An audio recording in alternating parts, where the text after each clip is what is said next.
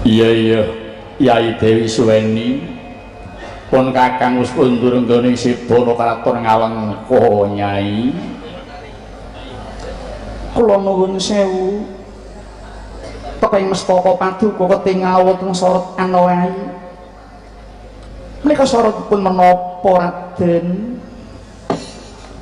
Sumurupa Nyai, iki soroting kembang Dewaretna. Kembang iki saka anak Prabu Rahwana dititipake marang pun kakang supaya disingitake utawa dipapanake ana ing dalem kepatihan Purwadikaran.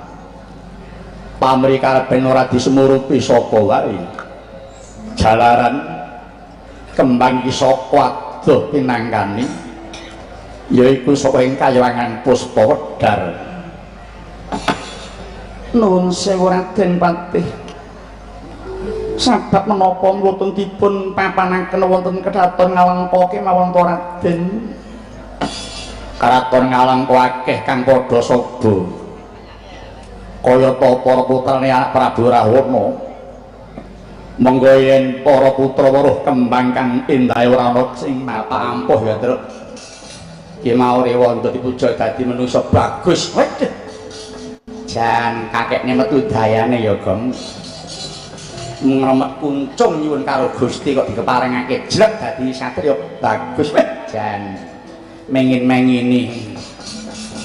Lah iya bapak ki dandane anake wong ki apik lho. Anake dhewe teng celoneh. Surambet jaji. Lho aku dipuja ta, Pak? Malah ora sah.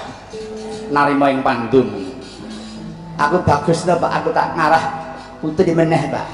Aduh, putri ngendi? Aku meri karo sing gampang sekae. Kudu entuk ra cacah ngendi. Serasa. Gandeng kowe sujud bagus.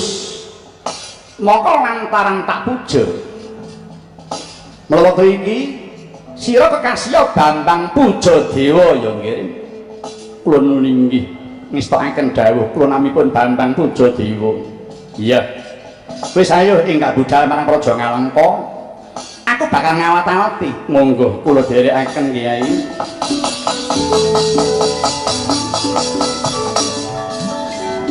Lang-lang indriya mangu-mangu.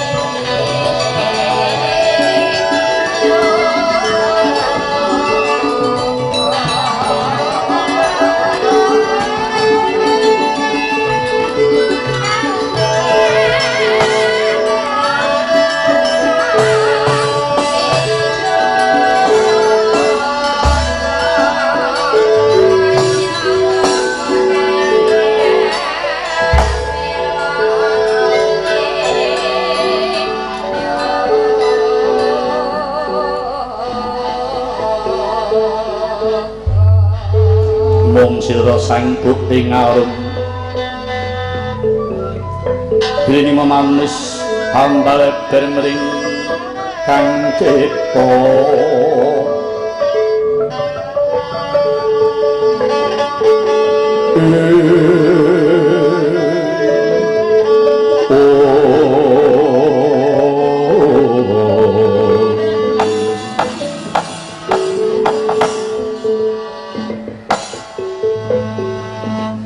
menika anak Prabu sampun kundur dhateng kraton daya-daya pun bapa Cemadong dawuh kados pundi anggen paduka anak Prabu Ngupati Sekardiwarna menapa sampun angsal damel nggih anak Prabu nggih paman patih ing pangestu sampeyan kula pun kelakon Mbaya Kembang Dewarta saking tangane Kakang Daneswara kanthi kula berkadah Kembang Dewarta padha karo kula pun ngregem Patining Rama sak munyuk-munyuke man. Inggih nggih anak Prabu. Nderek bingah so syukur dene Kang Raka Bathara Daneswara sabiyantu dhateng anak Prabu. Ketitik kersa maringaken Sekardiwarna dhateng paduka anak Prabu. Diwenehke pripun? Angsal paniki kula rewangi adu otot kalih Kakang Daneswara. Aplo korbat pangeh kula angsal damel. Oh, ngaten. Nggih. Sampeyan rasa mikir entuk kula kembang niki mawicara pripun? Sing baku kula pun entuk gawe. Inggih nggih anak Prabu. Kepara kula titip kembang niki sampeyan simpen nggih paman. Mang simpen sing primpen ampun to sing menungso napa buta godhong kayu mawon pisan ora kena ngerti yen sampean kulitipi Kembang Dewarna niki mekaten nggih mila kembang niki sampean gawa teng kepatihan mriku sebab yen kula sing gawa mesti konangan kalih Rama sawadya balane jalaran wedhus Gunawan mesti kandha kalih Rama yen kula gawa Dewarna. Inggih nggih kanthi awarating manah nggih ngestakaken paduka anak Prabu keparengipun bapa nyuwun sekarsa badhe klebet langsul dhumateng kepatihan monggo sampeyan tapa mawon.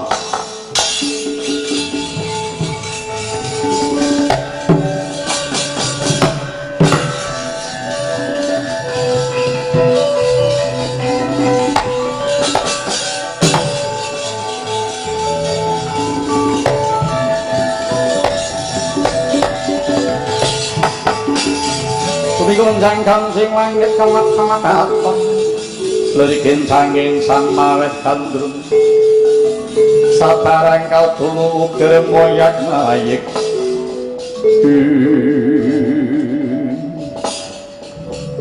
gandeng sampun nampi Sekardiwarna nggih keparengipun bapa nyuwun pamit wangsul dhateng Purwadikaran nggih duga-duga digawa ngati-ati aja nganti lali. Wanti-wanti weling kula kembang niki sampun ngantos ical iki kanthi kembang niki ilang niku sami kalian paman patih kelangan nyawa mudeng. Inggih nggih mugi-mugi pun Bapak pinter nyingitaken sekar menika anak Prabu parengipun Bapak nyuwun pamit wangsul dhateng kepatihan tuli badhe nyimet Sekardiwarna menika anak Prabu. Mongso para mulai sampeyan ngreksa pamarate.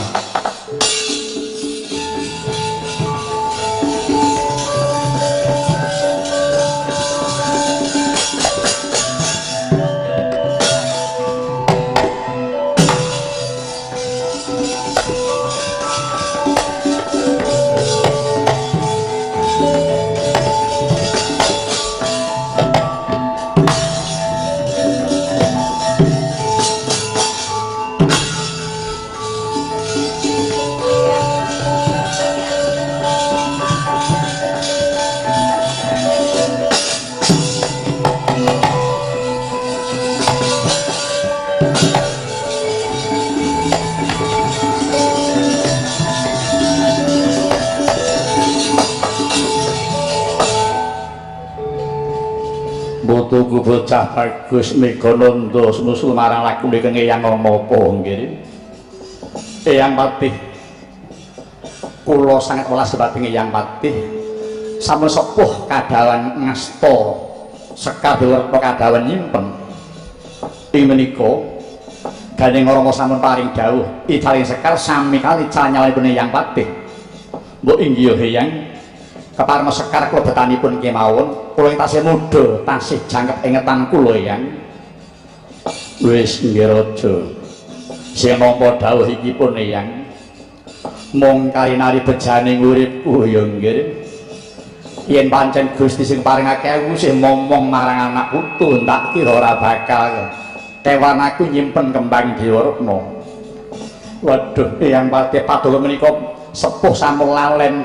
Wis nggih wis dongakno muga-muga aku aja nganti kelendran nggonku nyimpen kembang Dewarna. Oh inggih Eyang ngatos-atos dongamu Kang Pak Jaluk nggih.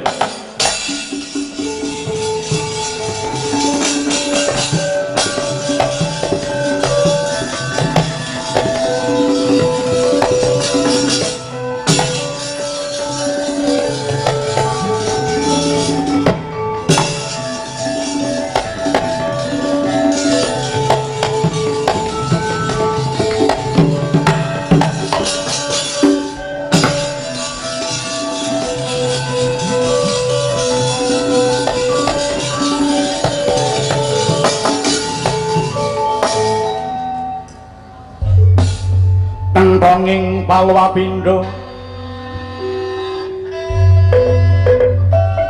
wang siting kakung karagan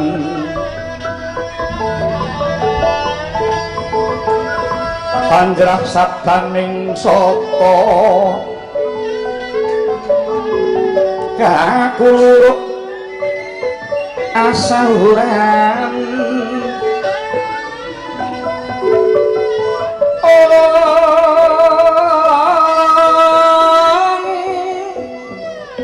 samono paneh rahimo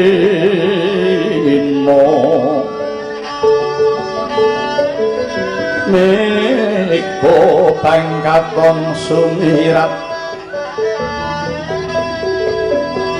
wetahan soroting haruna lene traning sariraku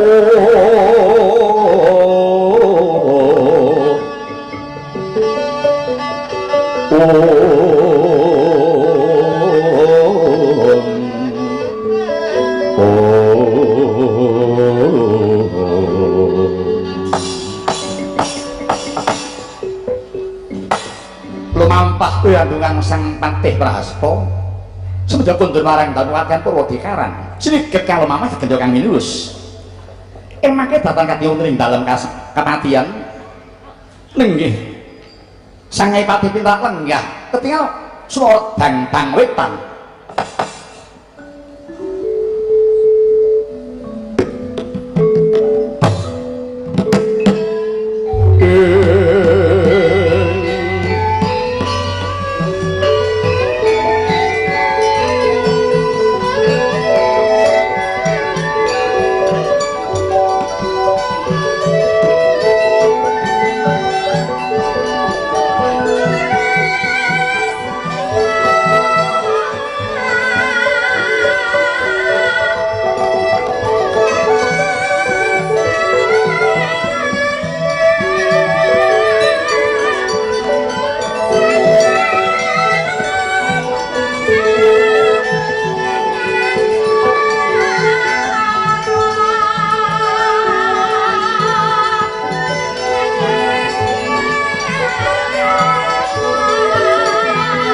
manguning tias puminang wening manungsa ngomong ngosek kewala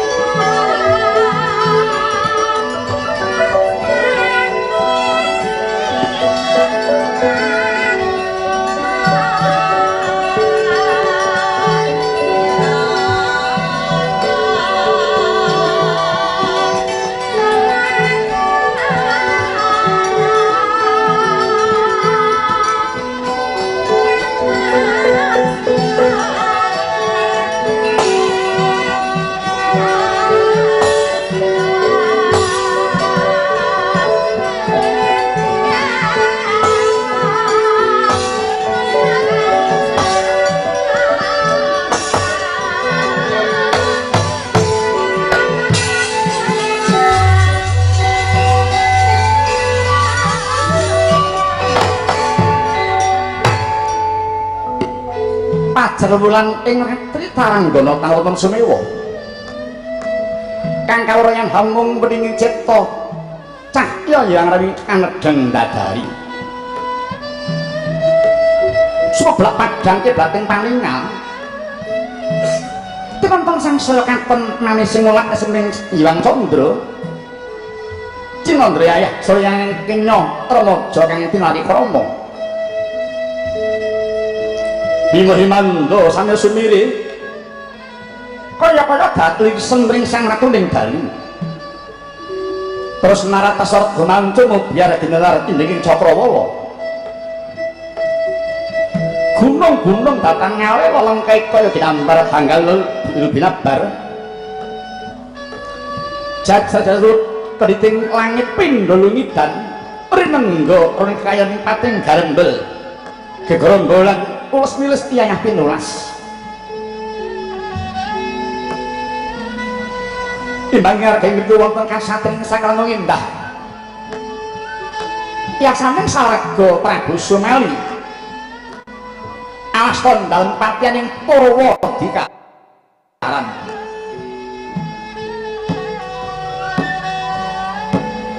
tenging mendhapi wonten manuk antara dina kejuwitaning kepatian aneh menika garwaning Patih Prahasta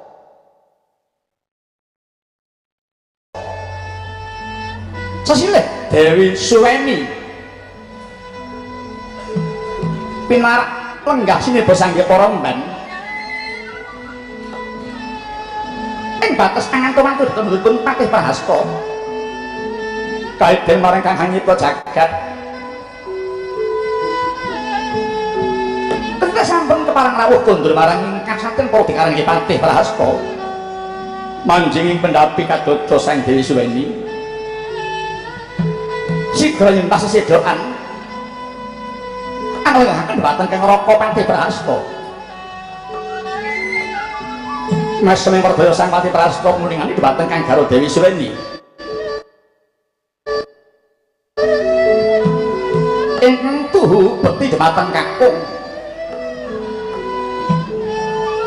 teka mangkono ujring atur sang Dewi Suweni kunjuk dhateng Raka Patih Prahasta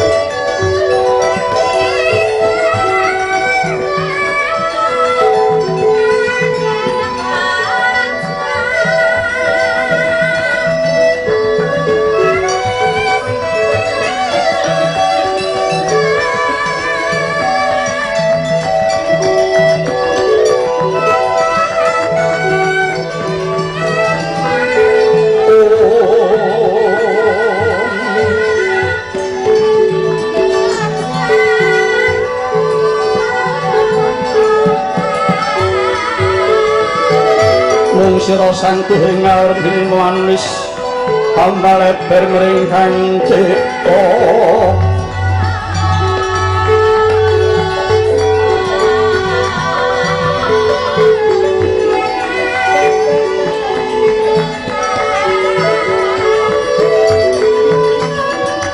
semrambah weh prengki permesep yas manakung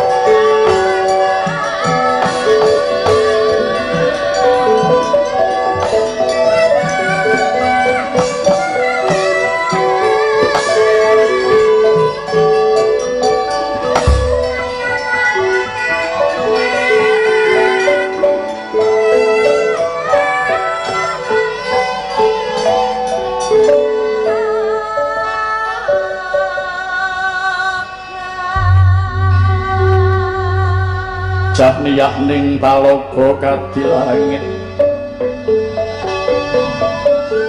mambantang pasulana pamaneka wintang tulya kusumaya semawur lumrap wekang sekar kadijalado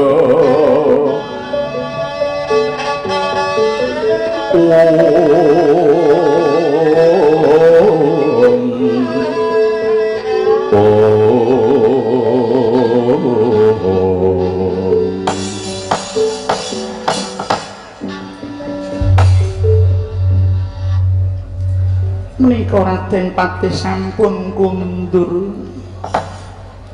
Iya Yai Dewi Suweni pun kakang wis kundur nggone Sibana kraton Ngalengka Nyai. Kula nuwun sewu teping mestaka paduka ketingal wonten sorot anelai menika sorotipun menapa Raden? Sumurupa Nyai iki soroting kembang Dewaretna.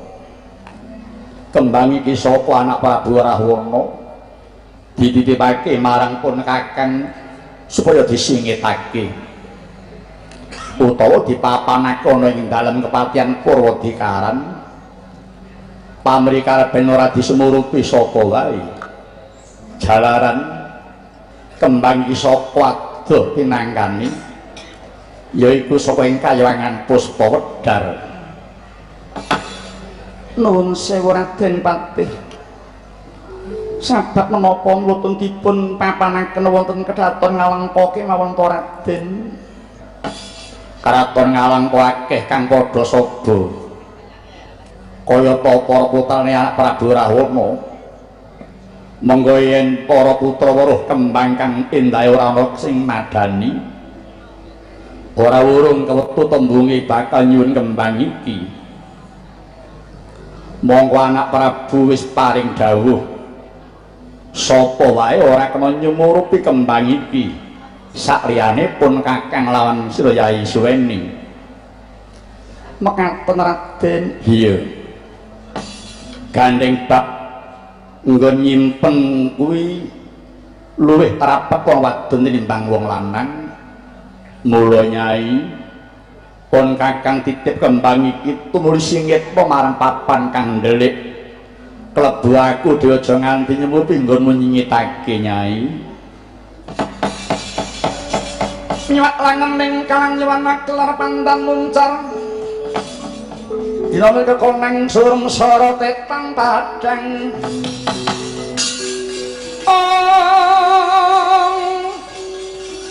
kasonan pajaring purnameng kekono kasare mangsa katiga dimohana ing ujung antara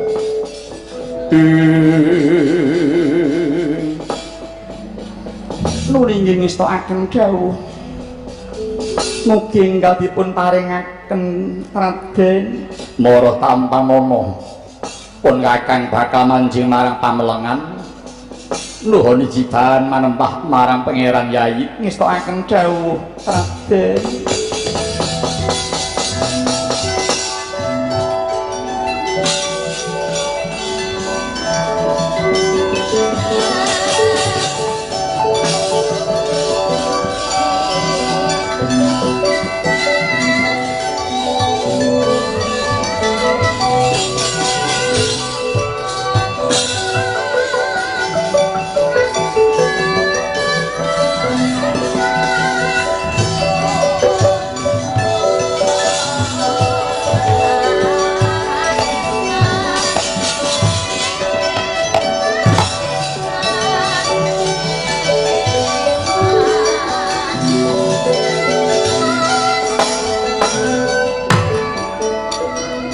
Iya ngemban kula wonten dawuh lan bocah ngemban kula wonten dawuh aku sing ngasta kembang Dewaretna tak anggo cunduk ora bakal tak papanke marang papan liya aja nganti kembang pisah lawan aku mau bakal tak nggo cunduk ing selawase piye. Oh inggih semangga Gusti Putri. Wanti-wanti marang sira sekloro. Aja nganti bab iki kawulang dening liyane sira wong loro iki. Sabab iki gawat Nyai. Oh inggih kula badhe kendel boten badhe sabawa dumateng tiyang sanes. Nggih kula badhe nderek ngreksa Gusti Putri. Sampun ngantos kawulingan dhateng sanes. Aku bakal manjinging papreman piye mban. Monggo kula dherekaken. Monggo kula dherekaken.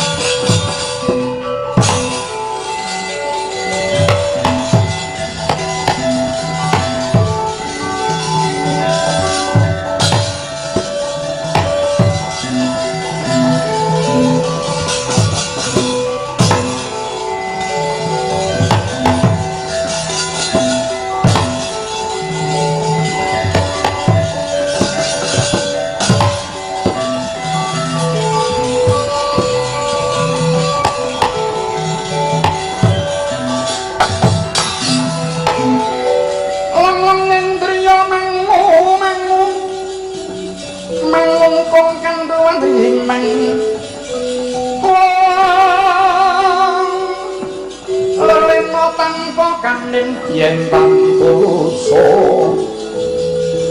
mangku sang tiah upama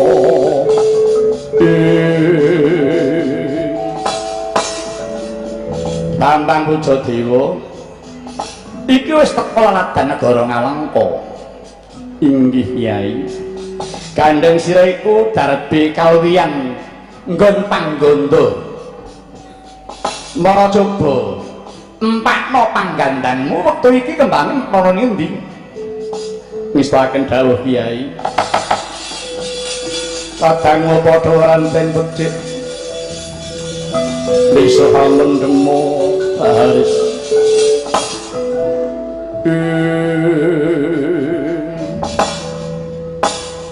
Kyai Semar piye Pujadewa? Sareng kula mata aji penggandan sekaripun mapan ing sisih lerwetan nika Kyai. Mapan ing sisih lerwetan kae nulinggih kalihuran. Kae jenenge kasatriyan Purwadikaran. Kuwi daleme Raden Patih Prahasta. Yen ngono sira kudu bisa manji kedaton kasatriyan kono. Ya mung kudu ngati-ati Pujadewa. Lakumu aja nganti disemurupi marang sapa wae. Mekaten iya ninggi. Sepados mboten kesumepan tiyang sanes. Kedah kados pundi kula pasrah dumateng Paduka Kyai. Mangkono inggih ya. Gandeng pager betenge dhuwur kudu diwiradati. Ayo turna sak lakuku. Monggo Kyai.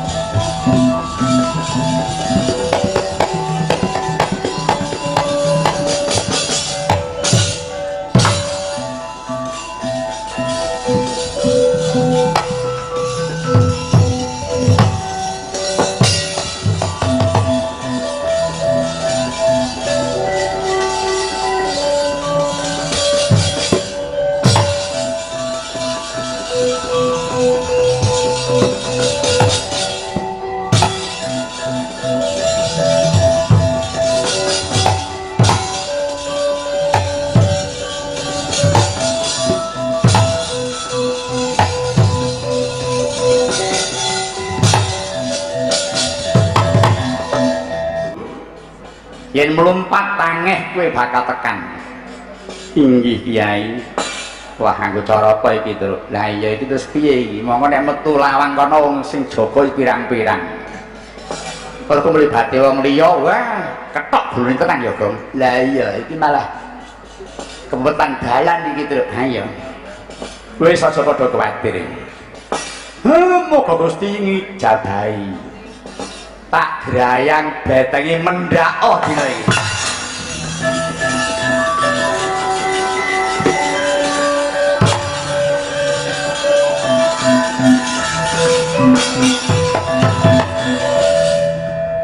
Kiai piye mawi menapa kok lajeng mendak bedengipun mung tak grayang nganggo tanganku.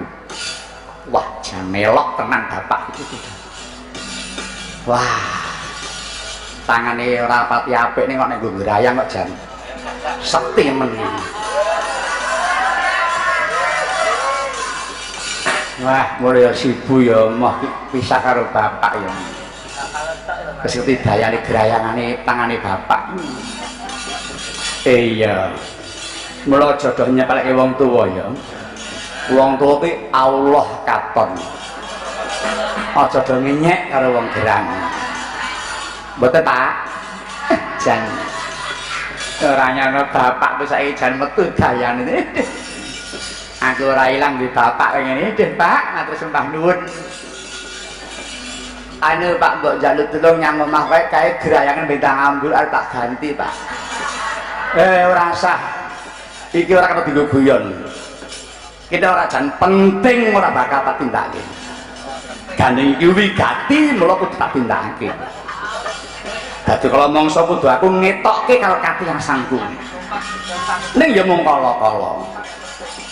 Arep nek kerep ditokke katiasane malah ngabar. Aja kerep-kerep metu, Pak, wis. Nek perlu wae ditokke. Ha iya. Iki barang hujan aja kesuwen. Ayo ndang mlebu kono. Nyuwun pangestu sing ati-ati ya ninggi.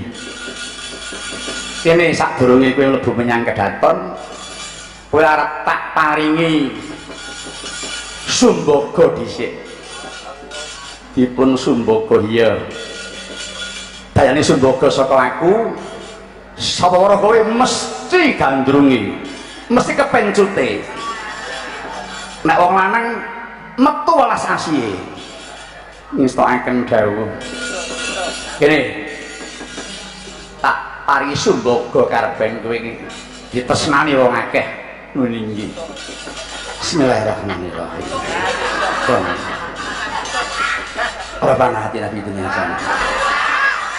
Saku jakar, Bang. Kuwi permulaan cerewet.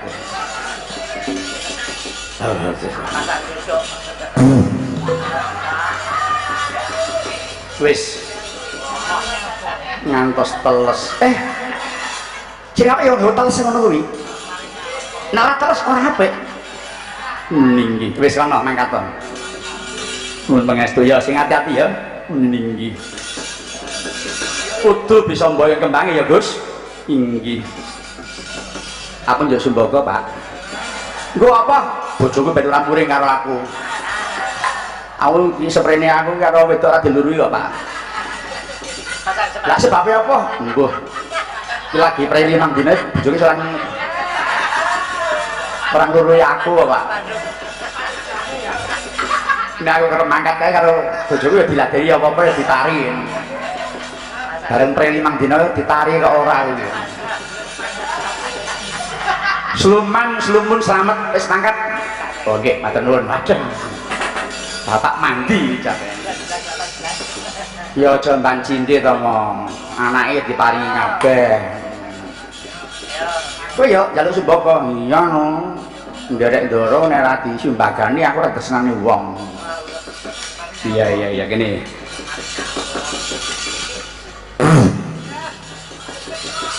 Kok kental meni. Kowe metu kentelan iki. Nganti pliket. Kowe malah mandi. Cerewet lho jare. Matur nuwun, kemoga entuk gawe. Aku, Pak. Ora nek kowe ora. Baca ngono to, Pak, Pak. Kowe iki njaluk disumbangane dienggo apa? Aku arep mulih ngetan. Supaya bojoku ora pisah karo aku piye ngono. Ndang mangkat to, kok ndak selak mulih betenge. Ora, aku njaluk sik to, Pak. Aku gak ono. Ora. Kowe ora sah. Ndang mangkat to kuwi barang kujang, kok ndak mulih meneh. Ora. Nek perlu ya aku ngrayang bapakne to. Pak, mbok tulung to, Pak. Tulung to, Pak. Ora. Lah wis piye kuwi? Kowe kudu keri. Keri dhuwun. Ora iso kowe bakal tekan kedaton. Delon. Pak. Batenge dhuwur nih, Pak. Grayangan, Pak. Aku ngrayang wong sepisan. Pindho ra dadi. Mung pisan kuwi. Mau ya aja suwe-suwe kuwi. Duh, piye iki? Wah. Gek bateng wis pulih dhuwur neh. Truk, tulung truk. Aku ncalono tali, Truk. Ora ning tali kok. Memisake aku to, Truk. Rombongan do melu kok aku keri dhewe. Aku ya rombonganmu lho, Truk. Wah, bakong wis marake. Kowe iki ning urung-urung banyu lho, Kang. Ning urung-urung banyu iki lho. Piye? Kowe metu nggon urung-urung iki lho. Lho iki lho, urung-urung iki lho. Wis metu kene. Wis kuwi. Jan Petro karo sedulur ya mikir tenan ki, Pak. Ayo dicoba. Nek sedeng bacut sesak Bali. Oh iya. Piye, Kang? Sedeng, Truk. Nah, syukur wah bejamu. Ayo entar makan. Iya, Pak. Lho, sedeng. Bacut, Kang. Iya, lho. Waduh. Lah, ayo. Ayo terus, Kang. Ayo. Truk. Piye? Iki piye, Truk? Lho, piye ta? Ndase mlebu bokong ora mlebu iki. Oh, gegeden bokong kuwi. Lah iki piye? Nek sesak Bali. Bali ora iso iki, Truk. Piye iki? Bacut ora iso, Bali ora iso. Oh, malah dienggo sumpel kono, Bang iki. Terus no, piye iki, Truk? Aku malah ora iso iki. Gong, iki wanci bangun lho. Iki nek tungguk-tungguk do mlaku weruh eneng bokong ning ngono dipapas pedang ilang.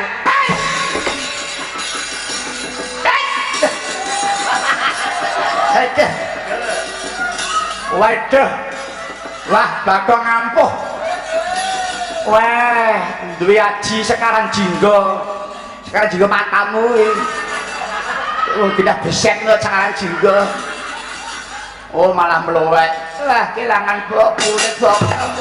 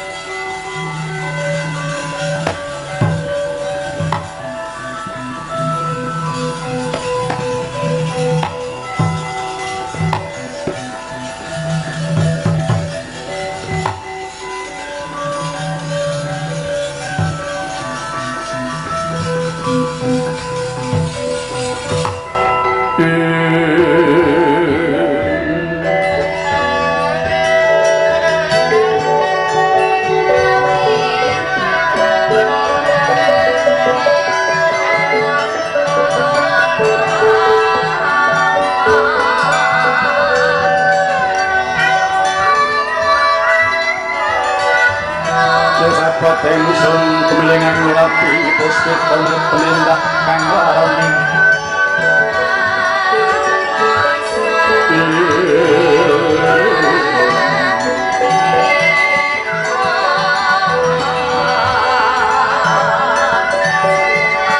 Oh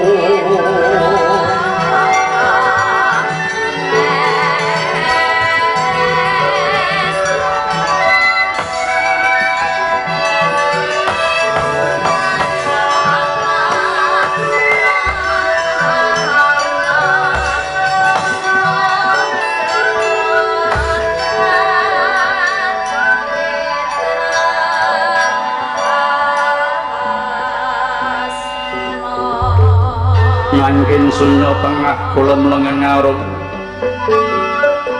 tunggara sang Brahmana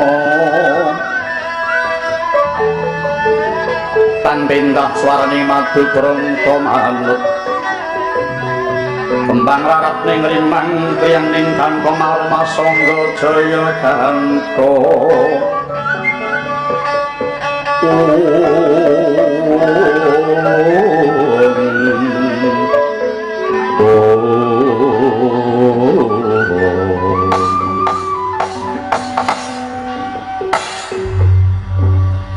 Piyemban kula wonten dawuh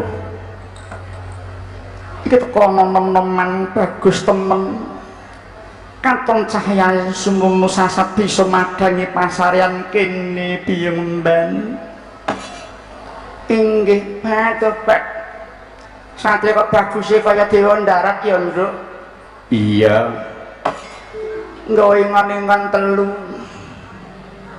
padake ngon-ngon awake dhewe Truk ora oleh ditokke dhewe kaya kepis ngono aran wong kaya ngon-ngon dipun ganggu mawon Ndara Putri iya Biyung bocah bagus ora ngaku sira iku sapa nulinggih Sang Dewi kula saking lalat dan Purwadikaran mriki nami kula Bambang Kujadewa Sang Dewi lajeng paduka menika sinten aku gawaning Raden Pantih Prasta sesilihku Dewi Suweni Sang Dewi Suweni kepara nyata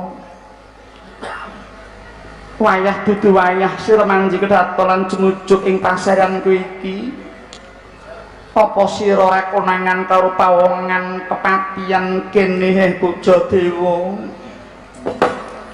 inggih Sang Dewi setunggal kemawon boten wonten ingkang nguningani lampah kula Kusuma Dewi tobat yen ngono pancen pinasti dening Gusti sira ditemokke karo aku wong bagus menika Gusti Patih Prasta wonten pundi Raden Patih lagi manungku puja brata manembah marang pangeran ing sanggar palanggatan sampun meh para enjang teka dereng purna anggen panembah Sang Dewi pancen mengkono ing saben dinane kok wong bagus Raden Patih Persasat wis ora nate kumpul karo aku jarakan ngrumangsane wis sepuh wong bagus mekaten kepara nyata batobat kok saya nyedak ya kamu mbuh sajake kok PKT apa wis greng apa ini ya mbuh biasa wis suwe ora kambah kaya dalan kok ora kambah lha ki mau wis ngandhake nek jare sing lanang wis sepuh sira apa-apa Bang sajake ya kaya aku gulane dhuwur sapa Raden Patih Sang Dewi mlayu mekaten kula nyuwun pamit badhe medal saking pasarean mriki awit kula ajrih kaselak konangan dhumateng para mban sanesipun Sang Dewi para mban wis padha momong marang aku ngerti marang gelagatku iki mban sing tak percaya kabeh ora bakal ngandhakake lelakon kang tak lakoni sampun kuwatos Gus kula menika ngreksa kalih Ndara Putri saged nyimpen wadosipun Ndara Putri nggih ampun kuwatos Yung apa sing dhuwur kaya plirak-plirik karo aku iki Yung Kang apa kira-kira piye Kang kae kira-kira aku ngatasi ora Kang ngatasi nah untune kita kabeh ngono kok. Nah iya. Lah jan gingsul kok kabeh. Kuwi merongos ora gingsul. Ora iso bedake. Mengko dhisik Bambang Pujadewa aja daya-daya sira metu saka kedaton kene. Wis tak kandhake mau ngarep yen iki ora kersaning pangeran Mokal bisa manjing raton ketemu karo aku wong bagus. Dadi cetani sira diutus dening pangeran supaya bisa nambani kangenku marang priya Pujadewa. Oh, tenan lho. Kangen. Iya. Kangen karo wong lanang. Iya. Pancen bapak elok tenan. Sumbagane mandi tenan. Lah iya. Aku dipleroki iki sing tuweke ora jalan gong kari-kari modare ngono tak mleroki aku. Nek di petingan liya, petingan apa? Mari ngujurke ngalor kok petingan. Duh Gusti. Nyuwun kiyat Gusti. Kok ndak tak sambat ngono apa? Aduh, Pak rasa sambat Raden wong bagus. Ayo. Aku tambah nono kangenku ya wong bagus. Raden Ayu. Dosa menapa ingkang kula sandang menawi kula badhe wani bergonjak dhumateng Raden Ayu. Sira ora dosa jalaran bisa nulungi marang aku. Jroning aku wis sepi rasaku kaya ngene iki. Kanthi sira wis ana kene rasaku kaya urip ing jaman anyar meneh Pujadewa. Ning kosok baline yen nganti sira ora bisa nambani kangenku, mergo pengin nindakake satataning piyalan wanudya. Selawasmu bakal nyangga dosa kang tanpa ana pangapurane Pujadewa. Tobat satri kok bagus e kaya teor Mangke rumiyin panjenengan menika garwa patih. Wong wis dikandhake Raden Patih ora iso apa-apa kok ndak. Wong nyandak ngene kok ndak sampun ngados ngaten to kok. Ora, yen ora wis lengen iki tak candhake Batobat. Astane kok halus banget Batobat. Bagus e kok kaya wis tok yen nyanding karo aku. Lewet ya ngenclek kae Truk ya. Kangen suwet. Sira diambah. Nek ya sing wedok ya ayu. Mesti ya pilih iki timbang karo sing lanang, lenang ya mengongoh ngono ya. Buta iki bagus lah ya. Iki sawruh karo suweni lho. Iki karo lah ya ning sawruh iki aku. Ning endi? Metesih. Yang ini lho.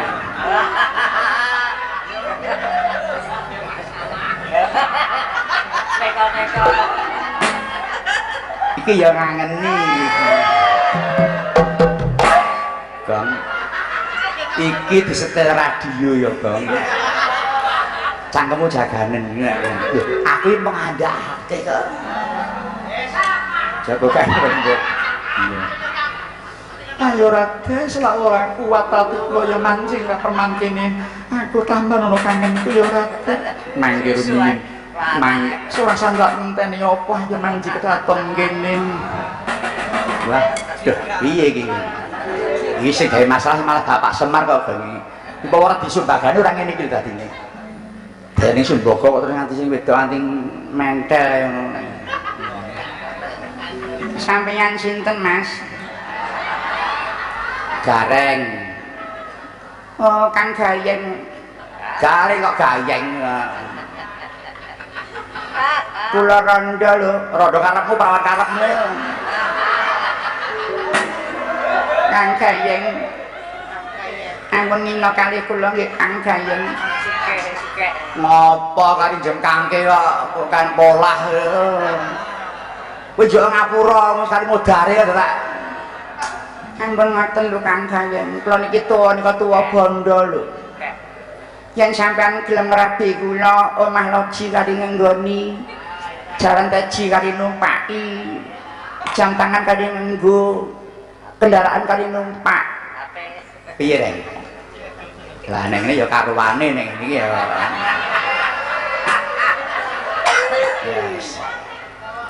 Yes. Iki ya sing ora rabi wong ya rabi bondo. Paningah gak mudara ya. Oh, mabuk ini elek meneh. Garing bareng capeng jan kaya porong. Teko. Wis. Teko. Pripun Kang Gayeng? Ya. Kula nggih pun kangen lho Kang Gayeng. Kula nggih pun kangen lho Kang Gayeng. Sampeyan manambani kangen niku lho Kang Gayeng. Gatel. Aku ora iso apa-apa kok nambani piye. Mengke tak saged nek kalih kula. Bisa ngapa kuwi, Dik? Pun to, kula niki telaten kok Kang Gayeng. Mengke kula mimi indok. Kuwi sak pitike diuntal ora apa-apa, ndok tok. Ning saestu pun to, sawah kula pinten-pinten hektar mangpek. Sampeyan iso nambani kangen kula saestu. Kang Gayeng, Kang Gayeng. Wis lho to, Deng. Niate iso rabi loji ngono. Ora rabi wong rabi loji. Nek. Monggo Kang Gayeng. Ayo. Tak turuti ya, muga-muga Gusti ngijabahi. Muga aku gumregang meneh aku. Nggih Kang Gayeng. Iya. Yo. Kula digendong no. Mlaku dhewe. Wis tuwek kok gendongan ora ngoten digendong no. Aku digendong no. Alah. Wis tak digendong wis. Ora gendong-gendong wong, gendong sepeda motor apa itu. Iya. Monggo Kang Gayeng. Ayo kene. Tak turuti. Aduh. Iki aja milih bandamu aku ora sudi aku. Kene. Sikile. Kene. Nggih. Iki begagah kok. Begere kok diping iki piye? Iki begagah iki. Nggih pun. Lah iya, nah ngono lho. Nggih Kang Gayeng. Iki apa kok kelek iki apa iki? Oh, niki wau kenging Alteco. Oh, alah. Lah kok di Alteco iki piye? Lah menguyuh mawon. Ora karuan. Ya, wis ora karuan. Wis nggawa kepis. Wah, jane garing elok tenan ini. Wah, wis apik. Lah ya nggo tombo ngantuk. Dibang ora enek. Wah, nek iki ya rada kurup iki wah, pawahne entuk. Hanuju ketujuh adalah hanuju ing karsa, ketujuh ing karsa. Aduh. Jenengmu sapa? Siti kamar mandi. Waduh. Bener aku den bagus WC. Waduh wis. Wis anggon rasah lunga nang ndi-ndi wis. Nggih. Dadi bojoku ya? Nggih. Piye kowe, Gong? Ah, ora aku wis. Aku kelingan bojoku, aku setia orang wedok, Tru. Kowe rak gampang gandrungan nek aku ya. Aku wis mbok eno nek aku ora. Wis kono badhok kang dhewe. Wah, ade kaya kewan badhok. Aduh. Ya, kowe dadi bojoku gelem to? Burun. Aduh. Nek aku wis duwe anak lho, mboten napa-napa. Kula niki momong anak kula nggih saged. Waduh, jan syukur, jan. Wah, untune jan wis mengingih. Dikeki emas kabeh untune. Ah, nggih. Mengki yen sampean kekirangan iki mang tetel, mang del. Iya.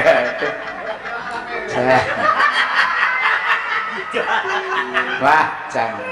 Iki ora miji timun munji duren iki kaya gedhi-gedhi iki. Ngrenteng kaya petik. Enggak Mas enggak. Yo, enggak. Kula nggih pun kangen kok Mas. Hatur nuwun nggih Mas. Iki omongane Mas saya medeni.